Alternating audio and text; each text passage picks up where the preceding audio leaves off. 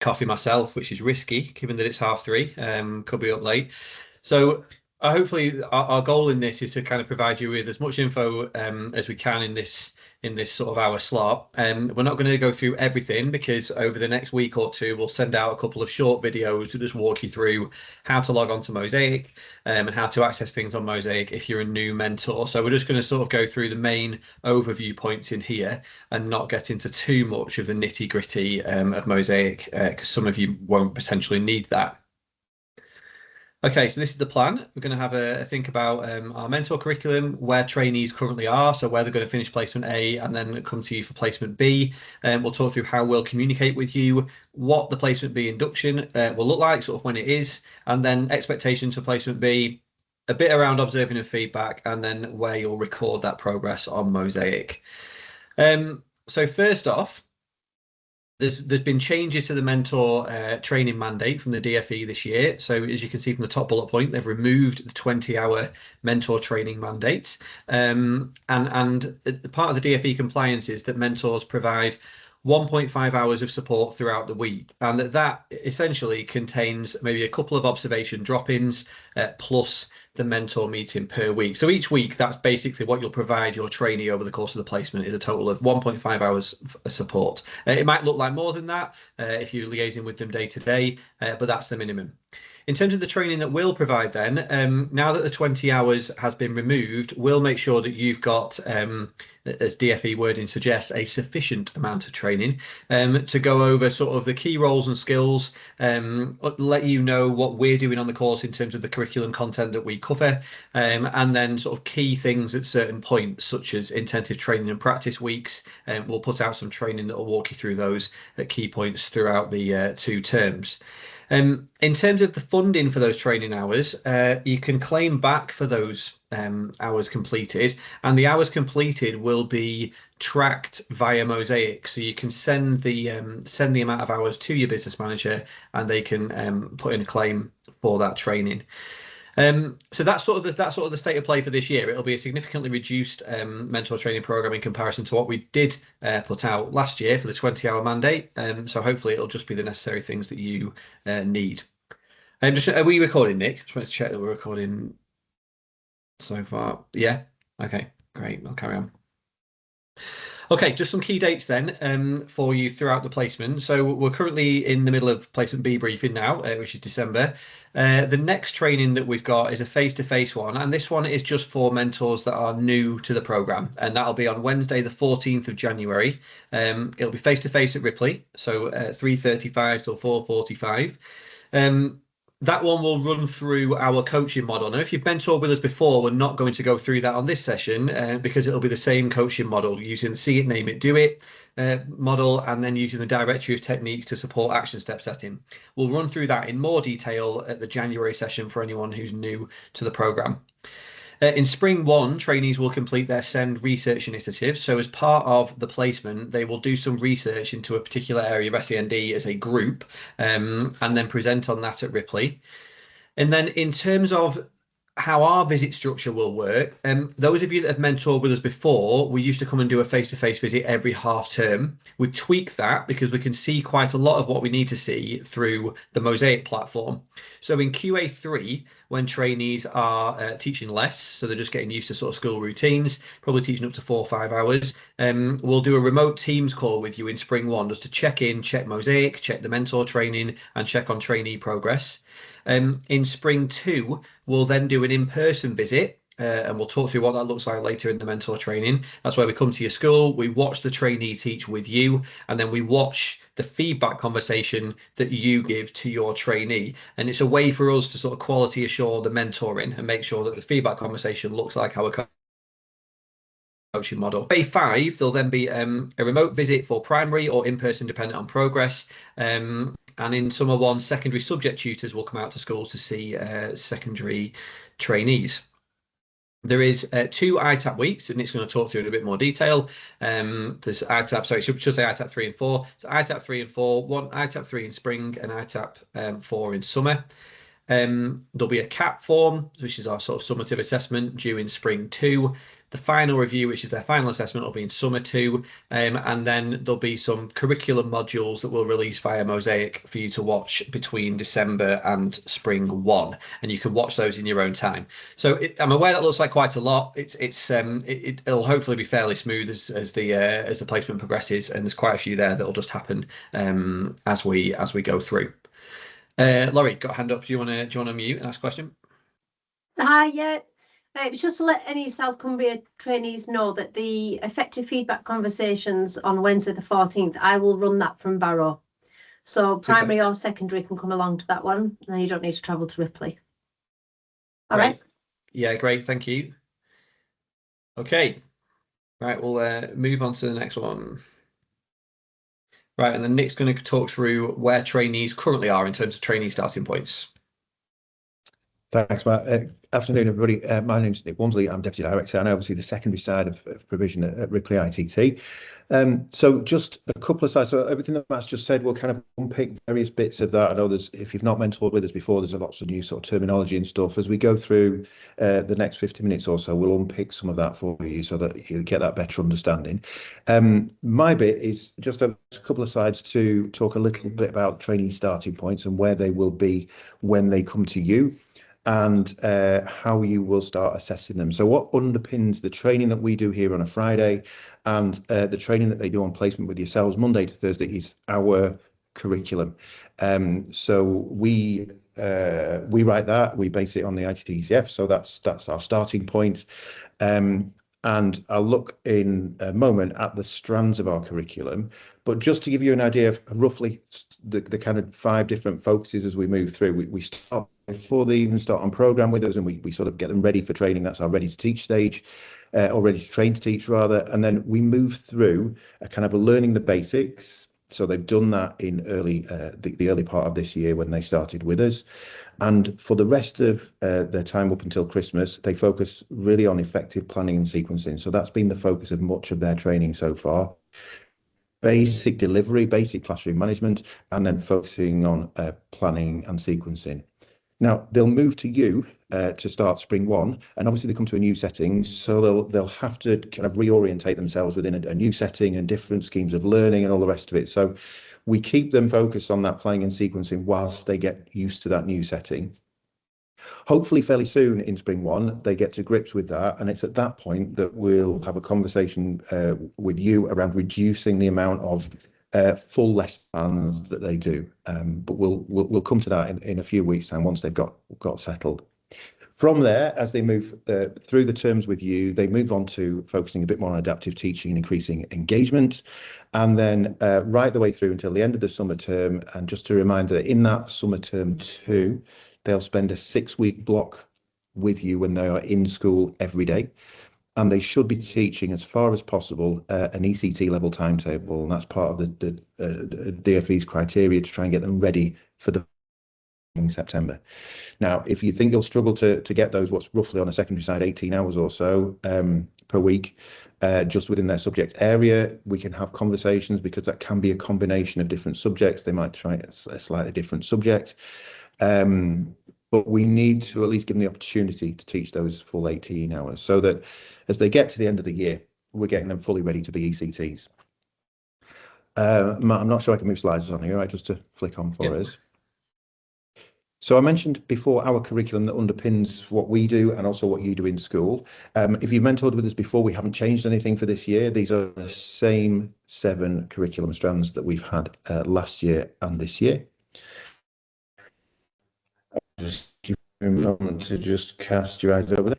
And within each of those strands, it's broken down into what we call sub-strands. So for example, strand 2 on teacher expectations,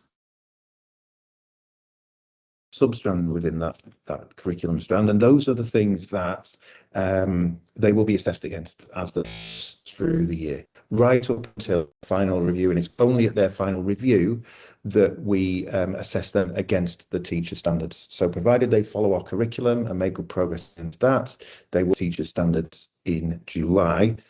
But at no point during the year do we assess them against the teacher standard. It's all against our curriculum. We will Matt will show you later on where you'll kind of come across that on the weekly mentoring form. But there'll be just a couple of you, just click on the next, sorry, Matt, I thought you're taking your jacket off. Flick onto the next slide. That's all right. That curriculum that I've just shown you there, you will see in two main places. One, as I just mentioned, is on the weekly observation form, which Matt will walk you through later. And the second one is on our CAP form, so that's Key Assessment Point form. They are our 2 points in the year, just before Christmas and just before Easter, where we do the sort of summative assessment of the trainees' progress. It's a sort of professional conversation between yourself, a subject mentor, and them. And on that CAP form, you go through the whole of the curriculum and you sort of grade them against each of those substrands. So that's where you'll see them. And we'll not talk about the CAP form too much for now, further on down the line, but Matt will talk you through the weekly observation later on in the presentation. Yeah. Okay. Anything else, Matt? Yeah, just remind me if I forget to do that, because I think I was going to do it now, but I'll do it later with the mosaic stuff. Okay. All right. Great stuff. I'll hand back to you and you can talk a little bit about communication. Great. Yeah. So in terms of how we'll communicate with you, every Friday we send out an email from Francesca. So Nick and I draft those, but Francesca sends them out to all our subject mentors. And on that email, it will capture the curriculum training that's happened on that Friday. So you'll be able to see what they've learnt at the centre and what tasks they need to put into place in the following week's lessons. It'll have any key documents, any key mentor training that we need to engage with, and it will also outline what the following week's training is. So you can see what they've done and what's upcoming and what needs to happen in the meantime. We might also suggest some key reading on there, and there might be some key messages specifically for mentors. We CC both trainees and mentors into that message so that everyone's on the same page in terms of information that's gone out. And yeah, if you've got any questions around those, you're probably best emailing Nick or I directly. I think Francesca started CCing in, we'll start CCing in Placement B mentors once we've got those, so you've got an idea of what's happened pre-Christmas. I guess another thing to note there is if we email you outside of Friday, so if we send out an email on, say, a Wednesday or a Monday, that is generally something which it needs action in quicker. So for example, if the CAP form's coming out, we will send that out as a separate email to the Friday communication, so that you can see that something's come out that requires your attention. Okay, on Mosaic, when we come to that, I'm just in terms of what you can see on there, one of the things that you can see is the weekly training that the trainees have had. So when you've got the videos later this week or next week, to outline how to access Mosaic, one of the things that you can go to is the course overview, and you can see all the different weeks of training that the trainees have had. You can click into them, you can see the PowerPoints that were delivered, and you can see the tasks that they've undertaken. So this is just an example snapshot from the primary one. On this one, you can scroll down and you can see the different PowerPoints that have been delivered from the 3 different subject trainers. So it's a really useful way for you to have a window into what training's been delivered and what tasks trainees need to complete in school. I think it's you from this point, Nick. It is. That's been a rapid fire first 15 minutes. So I'll just pause and see if anybody's got anything they want to ask at this point on anything you've heard so far. No hands going up. I'll press on then if we're all right. At any point, I will stop sort of a couple more times before the end. Just if you've got questions, just make a note of them and we'll pick those up. Okay, so Placement B induction. So I talked in general terms as to where trainees are now when they will come to you in Placement B before in terms of our curriculum, and they've obviously all had the same training from our point of view. Their experiences in school obviously all have been really different. How you start to make the links between where they were at the end of Placement A and where they can pick up with you in Placement B, two things will come your way. One is the CAP form, their first CAP form, which they are currently in the process of filling in with their subjects, with their Placement A subject mentors. That's done on Mosaic. So once you're in Mosaic and we've linked your trainee to you, you will be able to have a look at their CAP form and see how they sort of graded themselves along with their subject mentor across our curriculum. And there's a little summary from the subject mentor in terms of progress against each strand. So that's one source of information for where your individual trainee is when they come to you. The other thing they'll come to you with is what we call an experience tracker, where they will have made notes on the sort of context of the school where they've just been, the classes that they've taught, the subjects that they've covered, the topics that they've covered within those subjects, and any kind of extracurricular things that they've done. So those two documents provide you with a really good starting point for your individual training. And of course, you'll get to meet them very soon. So coupled with conversations with the trainee, that should give you a really good picture of where they're at and where they might need to go next in terms of support. So the first thing on the slide that you can see there are the dates for next week, when your trainees will come and visit you for 2 days, Wednesday and Thursday. Those are orientation days. You can use those as you see fit within school. We'd suggest some time within the class that they'll be taking over on the primary side, or the department in secondary, and instead on secondary side, some of the classes which they'll be taking over. They might do a tour of the school. Please provide them with any policies that you need them to read and sign for to say that they are read. All those sorts of general orientation things being introduced to key people and processes, that sort of thing. Please don't expect them to do any teaching next Wednesday and Thursday. That really would throw them into a flat spin. They won't be expected to come in and teach, but take that opportunity just to allow them to sort of find their feet and give them any key information before Christmas. Schemes of learning would be useful if you can provide them with those to have a look at. Moving on from there then, they are back with us after Christmas for the first week. That's the week beginning 5th of January. They stay with us for the full week for some more training and preparation for placement B. They come into yourselves on Monday, the 12th of January to start their placement proper. And from that point forwards, they'll be with you Monday to Thursday. Initially, that first week that they're in school, beginning 12th of Jan, we give them a week just to observe. We will provide them with a focused observation booklet, so they're not just sitting there kind of aimlessly looking at whatever's going on. They'll have things that we want them to focus on and take some very specific notes. So if they're sitting at the back typing away or writing away, that's what they should be doing. Once that week of observation is done, we expect to start teaching the second week that they're with you, but in a kind of a limited capacity, maybe 2, 3, 4 hours a week, something like that.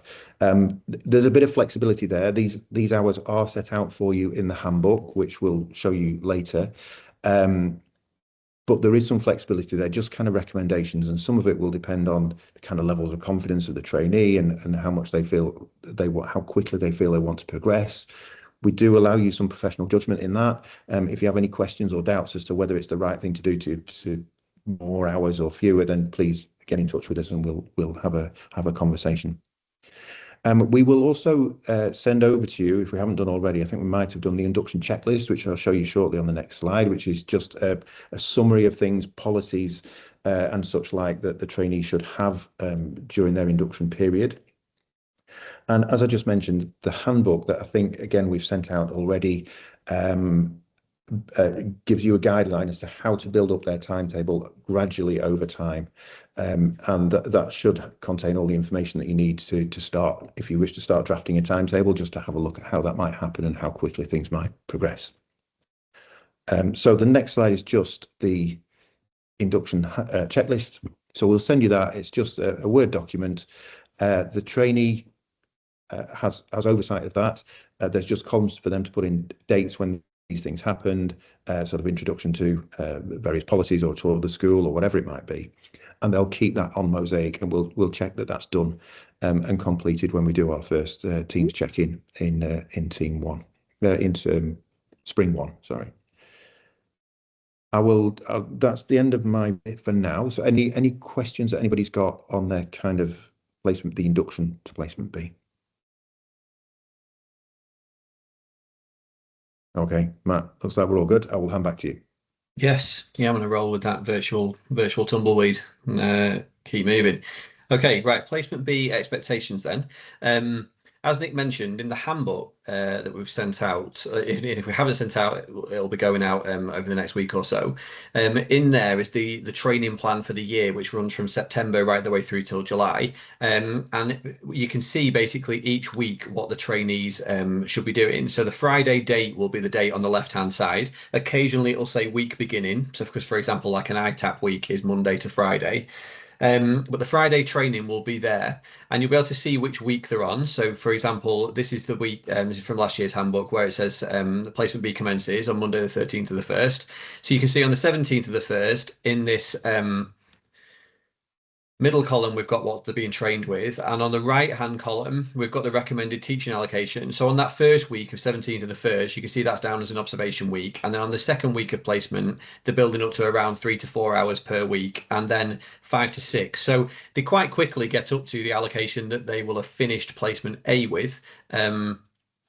And then that'll build up to February half term. And from there, it's a fairly gradual build up until that full-time block after May half term. But if you're ever unsure of whether your trainee is on track, just have a look at the handbook. We don't set that as a hard and fast guideline. Like some trainees might teach a little bit more than that. Some trainees might teach a little bit less if they need building up a bit more gradually. We're happy for you to use your professional judgment on that. The main thing that we're looking for in this first sort of half term is quality over quantity. That was kind of the focus of placement A, was don't overload so that trainees end up producing sort of poor lesson plans because they're doing too much, and then lessons suffer as a result of that. What we're looking for in this first half term is just to get them back into that sort of quality teaching, so then they can take on more responsibility after the half term. In terms of teaching expectations, we've got that observation period after induction week, and as Nick mentioned, you can have a look at the CAP form, you can liaise with them about their starting point and where they finish placement A. The handbook will give you those recommended teaching hours, and as we've mentioned, it was around about 8 hours a week at placement A. So by February half term, that's where they'll get back up to, is that 8 hours a week at the new school.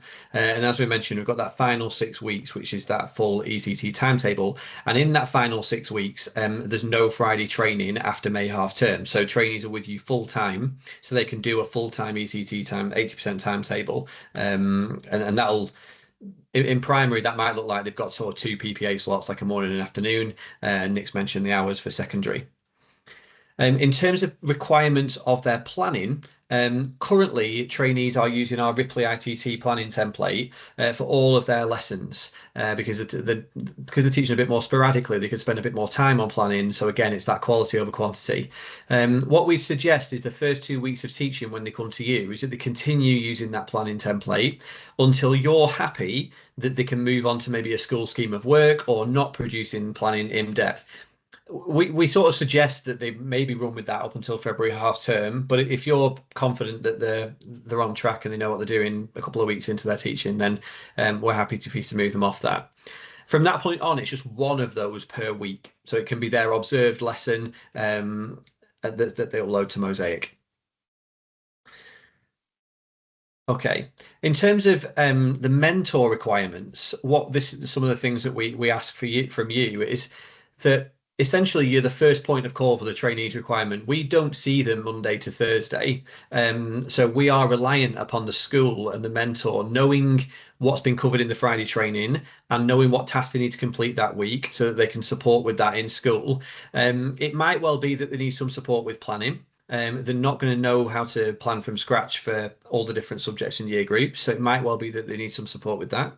It might well be that you're there for pastoral support. In terms of observing over the course of the week, the sort of model from 5-6 years ago was that you do one high stakes lesson observation per week. We really want to move away from that and move more towards sort of shorter drop-ins. So if your trainee is currently working on cold calling, you might target that section of the lesson for 2 times in the week, drop in for sort of 20 minutes through those for those particular parts of the lesson, and then that's the bit that you gather together your feedback on and discuss in the mentor meeting. We suggest sort of 45 minutes to an hour for the weekly mentor meeting. That can be at various different points throughout the week, depending on mentor and trainee timetables. But just for argument's sake, let's say you do your couple of drop-ins between Monday and Wednesday, and then on a Thursday, you do your mentor meeting after school and round all the feedback up and produce 1 or 2 targets. That's kind of like a typical structure of the week. Part of your task as a mentor over the course of the week is identifying what the key action step is for your trainee to work on. And we'll go through that in a lot more detail in that January session. But essentially, the main thing is that action steps need to be tight and granular and achievable within a week. What we don't want is action steps that are akin to plan a sequence of learning for English, for example, in primary, because that's a big task. It's not an action step that's going to have a significant impact upon their teaching. The other thing that you'll complete each week is the weekly observation form document, and you'll upload that to your mentor meeting on Mosaic. And then at end of spring term, you'll complete your CAP form. I'll just stop sharing the PowerPoint there. I feel this is probably a good time to show the weekly observation form and briefly show the directory. So let me see if I can get off this because my laptop's been playing games today. Okay, I can see you, Nick, on the right-hand side. Can you see now just my normal screen?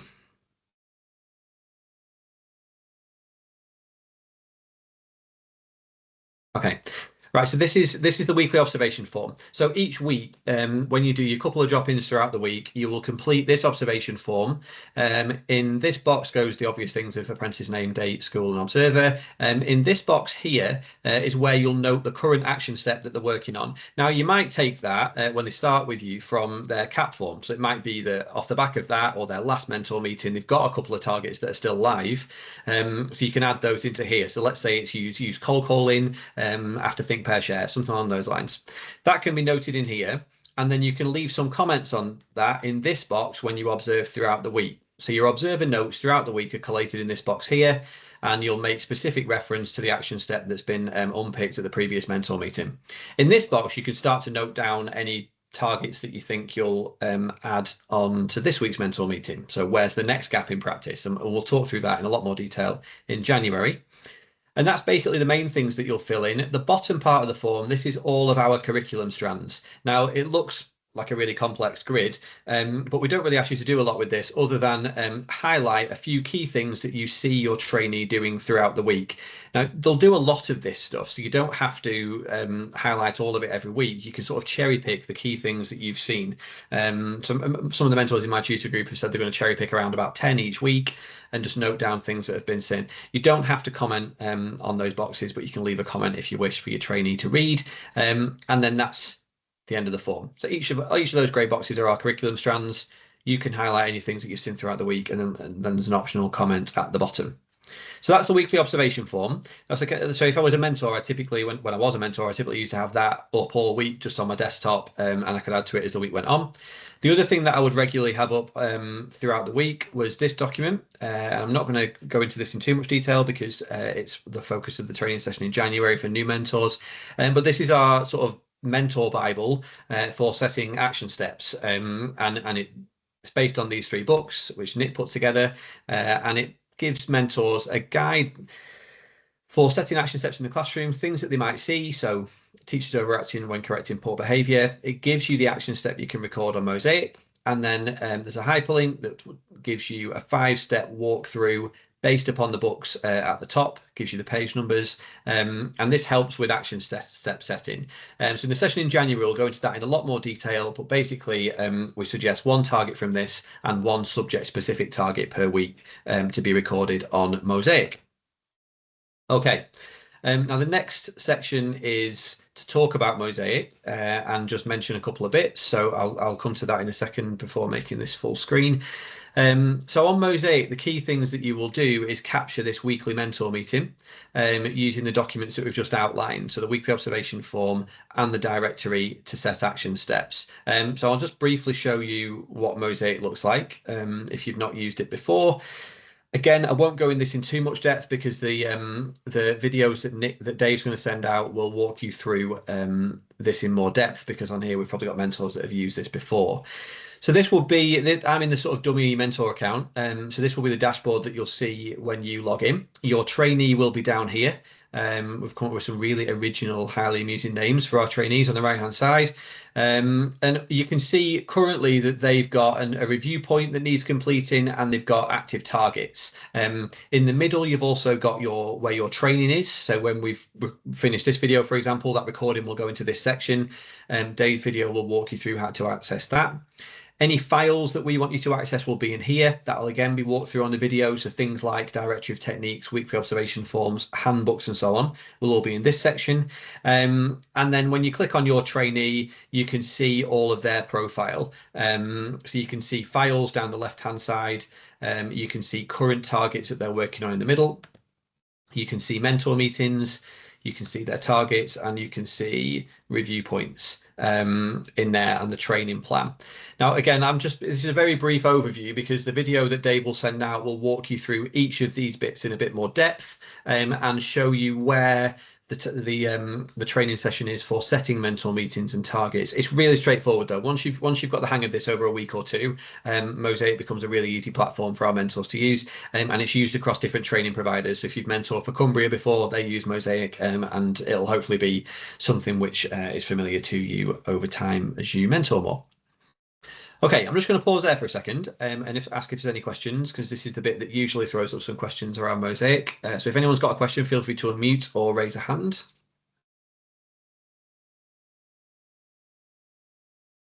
Okay. Sorry, the login details for Mosaic, have they been sent out? Because this is my first time acting as a mentor, so where would we have access to those details? They won't have been sent out yet because we're still getting some mentor details coming back through from placement schools. So what we usually do is wait till we've got them all. So wait till all schools have got back to us, and then send out one email to all placement B mentors with how to log into Mosaic basically, and the video that walks you through how to access and use the different parts of it. So that all goes out as one. Once you set up on it, it's essentially your email, and then the password is ripley.instructor. So that'll get you into your account, and then it'll prompt you to change your password. So whichever email you've sent us for your mentor email, it'll be that plus that password. Thank you. Just a couple of points on that. If you have mentored with us before and you've had your Mosaic login, that should still be live. Now, we probably won't have linked you up with your new trainee yet, but if you wanted to try and see if you can still log in, you could do that. And the other thing to say is, if you have mentored with another provider before and used Mosaic and been registered with Mosaic, you will keep your login as you've set it up, and we will just then find you within the system and allocate a trainee to you. So you won't have, if you've, for example, mentored with Cumbria, you won't have a Cumbria Mosaic login and a Ripley Mosaic login. It'll be the same login, and somewhere on the window there's the option to change institution. So that we can cover that one when it comes up. But if you have already logged into the platform with another provider, it will be the same login, and we'll just link the trainee to you, and it should come up. Okay. Any other questions on these bits? Right. I'll whiz back to the PowerPoint. We're really not expecting Mosaic to make total sense yet, but when the videos come out that walk you through it, it will make sense. And then rather than you having to sift through this video to find the bit that focuses on Mosaic, there'll just be a short 5 to 10 minute one which you can then access a lot more effectively. Okay, I'll share PowerPoint again, and I think we're on you now, Nick, for intensive training and practice. Yeah, thanks, Matt. Just something that came to me on the point of kind of action steps and targets, and again, we'll talk more in January about it. But what we usually find, because of the nature of that changing placement, changing setting, changing context, changing classes, and all the rest of it, is that there's usually a bit of a dip off in trainee sort of performance, because they're obviously nowhere near as comfortable in their new setting as they have been at the end of placement A, and what you may find is that you're having to set action steps for them, which they had back at the start of placement A, and it will things like around the things to do with establishing their classroom culture and establishing behaviour norms and all those sorts of things. So just be prepared to support them a bit so that they don't feel like they're stepping backwards and regressing, as it were. They're not. They're just trying to do these things in a new setting, and that's always more difficult again. So if you're having to reset action steps that they had before, particularly around behaviour and setting expectations and all that, that's entirely normal and just part of the process, as you can imagine, when you go into a new setting. So it just came to me as Matt was talking there. Right, a couple of slides on, we've mentioned ITAP, ITAP within the presentation so far and not really explained what it was. So let me take a couple of slides to do that. So ITAP is Intensive Training and Practice. That's what it stands for. And this is part of the DFE's criteria. We as a provider, every provider has to ensure that within the curriculum, there are 20 additional days over the year of training, which is, well, intensive and focuses really specifically on some key skills. Now, we are free to determine what we think those key skills are. And we have chosen to deliver our intensive training and practice program over 4-week blocks, so 4 lots of 5 days. ITAPs 1 and 2 have been within this first term. ITAPs 3 and 4 are within placement B, so those are the ones that will affect you. If you just move on to the next slide, Matt, that'll be useful, and we'll just have a look at the dates. Thank you. So these will be in they are in the handbook that's been sent out to you. You can see that ITAPs 1 and 2 have already taken place. It's 3 and 4 that you need to look at. ITAP 3 is on slightly different weeks for primary and secondary and slightly different focus. So ITAP 3 for primary is the week beginning the 9th of Feb on the left-hand side of the screen there. And Matt focuses on knowing and remembering more through a sequence of learning. And ITAP 3 for secondary trainees, we've already done some work on sequencing. So ITAP 3 begins 9th of March, and our focus is disciplinary literacy. And then ITAP 4 is the same focus and the same week for both cohorts, primary and secondary, and that is on adaptive strategies to support SEND learners. So within those weeks, as I say, we focus on some specific skills, a specific area of practice that we do some additional input on, and trainees have some additional tasks to do. If Matt just flicks on the next slide, gives us a rough overview of a kind of a timetable for that week. You just flick them all, Matt, if you would, and then we've got them all up there. That's great. Well, that's it. Thank you. Oh, sorry. That's all right. So the way we tend to structure them is that we will launch the ITAP week on the Friday training when we see them, and that's day 1 effectively, and then days 2 to 5 follow the next week. So the Monday, Tuesday, Wednesday, Thursday, when the trainees are, for the most part, back with you in the placement school. In both ITAP 3 and ITAP 4, because FE asks us to do some additional input, we pull the trainees out of school with yourselves, and we either take them to a different school for some different experience, or we have them with us and we do some additional input. So those Tuesdays are days when you won't have the trainees in school with you, and the regular classroom teacher will need to take those lessons on that Tuesday, if there's any teaching that the trainee would normally do. The other adaptations within these weeks are fairly minimal. We may need you to have some additional conversations with the trainee to talk them through how a particular thing works within your school. We may need for there to be slightly less observation on their timetables so that they have a little more time to complete some of the additional tasks we ask them to do. But we try and make the disruption to yourselves as small as possible. But we do require to see the trainees a little bit more during this time. With each of the intensive training and practice weeks, we will normally 10 days, 2 weeks, 10 days in advance, we will send you out a short video which summarizes the week and what's going to happen. We'll also send you a booklet which normally has the details of the week and reading lists and that sort of thing for the trainee, but then also some tasks for the trainee to complete during the week. And we'll send you a summary, an overview of the week as well, so you know exactly what's happening and when, and any implications for yourselves.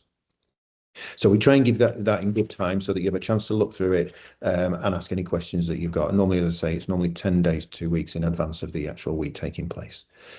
So those are the intensive training and practice weeks. The first one isn't coming up until, I think it was February, wasn't it, for primary, Matt, and then March for secondary. But just to give you the heads up now so that you know that they are coming. Okay, I think this is the last little section. So we mentioned the sort of QA structure. I guess part of the QA structure is well, it's twofold really, the QA structure. When we do our Teams call and when we visit schools, it's to QA two things. One is trainee progress and see how they're progressing in terms of our training plan. And the second is to make sure that the support in school is in line with what we've covered in the training, because like as I said, with the skip route, we only see them once a week.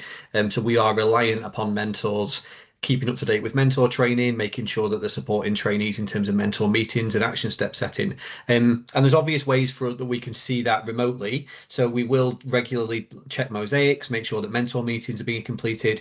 We'll have a look at action steps and make sure that kind of one's from the directory and one is subject specific. And then we'll sort of review that and talk about it together at these QA visits. So the first QA visit is completed prior to February half term, which is a Teams call. So that's us, you and the trainee. And what we'll probably be doing for this one is splitting it in half. So we'll chat to the trainee first and then chat to you, just so we can get a bit of feedback without kind of worry that both of you are sat there and you can't be open and honest. So we'll do that prior to February half term. After February half term, so in that next block, we'll then do a school visit to the school, and I'll outline what the process looks for that in a second. And then we'll have a look at that key assessment point 2 before Easter to see where they are up to in terms of progress. After Easter, there'll be a visit from secondary subject tutors to secondary, and then there's a Teams call for primary or a visit dependent on how their progress is progressing at that stage. So in terms of what this looks like, our QA visit, the Teams call is really kind of checking mentor training plus what we can see on Mosaic in terms of meetings and action steps. But that QA4 visit will look something akin to the arrow below, where we've got the trainee will send us a lesson plan, and we'll have organised this date in advance. So in spring 1, when we've organised that Teams call with you, we'll then set the date for coming in to observe the trainee in spring 2. They'll send through their lesson plan at least 24 hours in advance. We'll then come to the school and observe the trainee with you. That might look like part of the lesson and then go out and discuss feedback, or we might do part feedback and then watch the final part. It's dependent on what makes sense logistically. So we watch part of the lesson. We then discuss feedback. So the personal tutor, whether it's me, Nick, Dave, or Fliss, with you, and make sure that our feedback aligns. And then one of the key bits of the QA process is for us to then watch the feedback conversation between you as the mentor and the trainee. And really, we're just looking for the coaching model that we go through in January, which is this see it, name it, do it process. Sounds really intense. It's fairly straightforward. It's essentially kind of reviewing their current action step with them, then unpicking what the new action step should be, and then thinking about how they're going to put that into practice. And then whenever your mentor meeting is that week, you can capture all of that on the weekly observation form and in your meeting notes on Mosaic. After that whole school visit process, we'll send through 2 forms.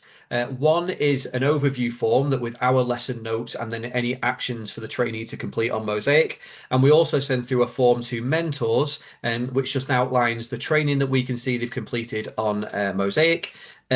What the coaching conversation looked like, was it in terms of positives and areas for improvement, and then we sort of summarize that in like a strengths and areas for improvement at the bottom. Again, it sounds probably verbally more invasive than it actually is. It's a fairly collaborative process, and we'll talk you through it. Nothing will be a surprise at that QA visit. Okay, has anyone got any questions on this slide? Is there anything else, Nick, that you want to mention about that? Only just to say that the trainees have been through this process a couple of times already within the first term. So they've done the team call that Matt referred to earlier, where we checked the Mosaic with them and checked that they're settled.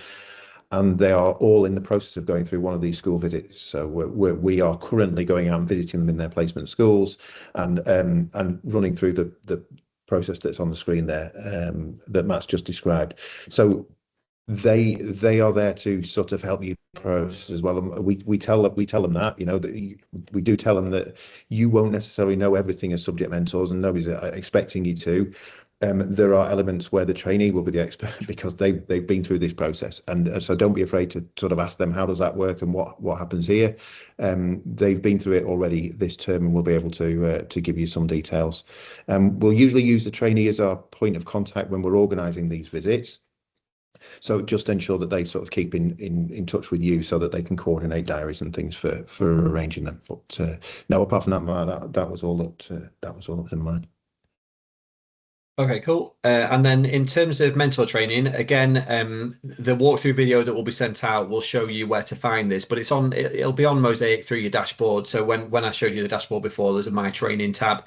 So you can see on the screen, it says My Training and how much training has been completed. So as you check things off, it will accrue your totals. So if you've attended this one tonight, when you access Mosaic, you can click on the placement B introduction one and tick that off, and that'll accrue an hour straight away onto your training total.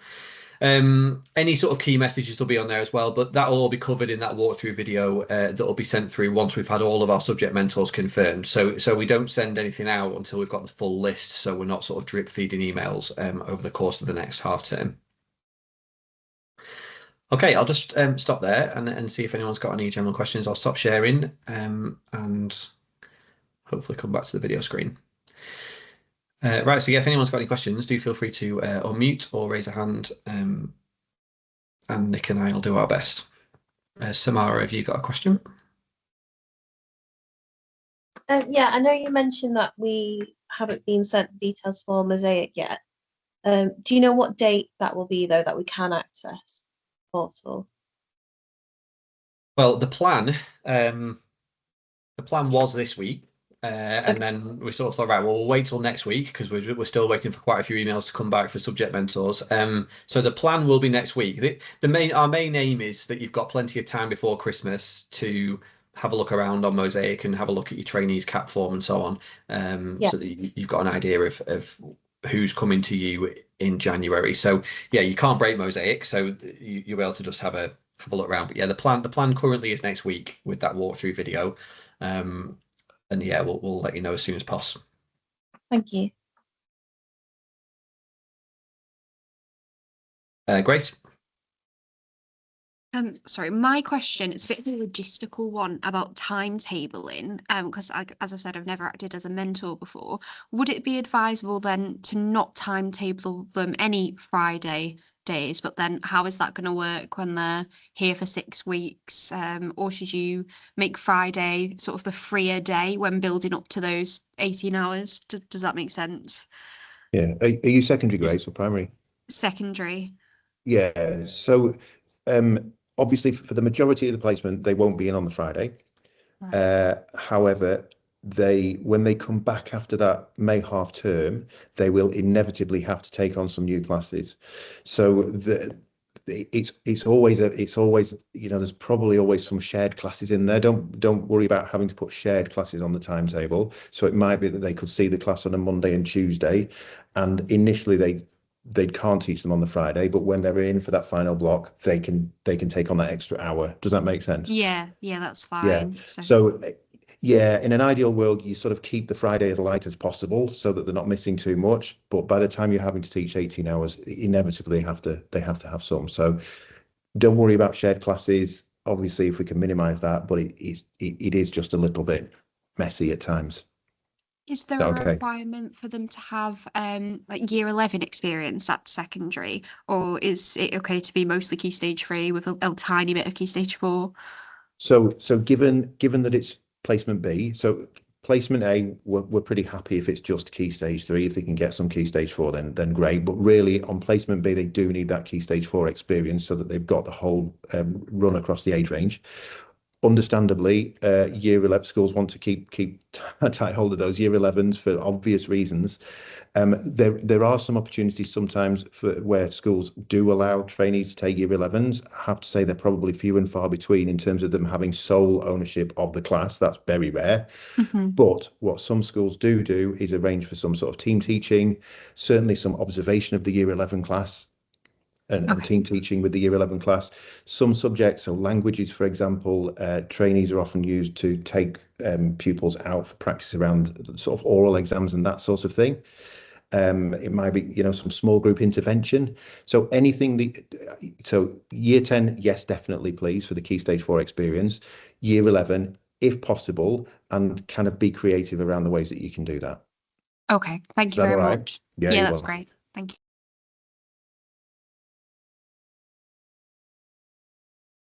Okay, if you don't have any questions, and it's all made sense what Nick and I said, do feel free to shoot off. This recording will be put onto Mosaic it'll be under placement B, introduction, and when the sort of walkthrough video goes through, you'll be able to go on and access that and check that you've completed it, and it'll start to accrue the hours. You'll also be able to go back and rewatch this if you're unsure of anything. But the short videos that will direct you to will go through some of the things that we've covered in a bit more depth in a shorter video. So for example, how to add mentor meetings, targets, and access the mentor training on Mosaic. That'll be done in a short video so that you can quickly skip to the bit that you want rather than sifting through a longer video like this one. But that'll all come out in the next week or two. And if you've got any questions, do get in touch with us. If it's primary specific, you're probably best coming through to me. If it's secondary specific, you're probably best going through to Nick. And we'll be able to sort of meet with you over Teams or answer any questions via email that you've got. And if anyone's so you are welcome to leave, but if anyone's got any sort of questions that they would like to ask individually, please do hang back. Thank you very much for coming. Everybody. Thank you. Thank you. Thank you.